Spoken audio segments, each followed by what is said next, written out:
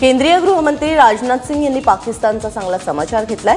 धर्माच्या नावाखाली लढणं थांबवलं नाही तर पाकिस्तानचे 10 तुकडे होतील अशा शब्दांमध्ये राजनाथ सिंह यांनी पाकिस्तानचा समाचार घेतला। जम्मूच्या कठुआ भागामध्ये शहीद दिनाच्या निमित्तानं झालेल्या कार्यक्रमात ते बोलत होते।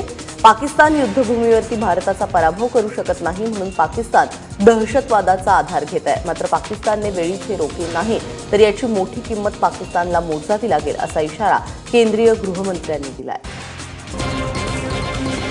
मैं समझता हूं पाकिस्तान अपनी हरकतों से बाज नहीं आया तो अभी तो पाकिस्तान के 2 टुकड़े हुए हैं।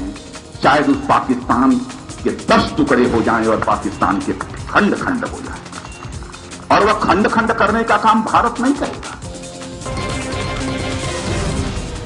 राजधानी दिल्लीतील एका लॉ फर्म मधून तब्बल 10 कोटी रुपये जप्त करण्यात आलेत।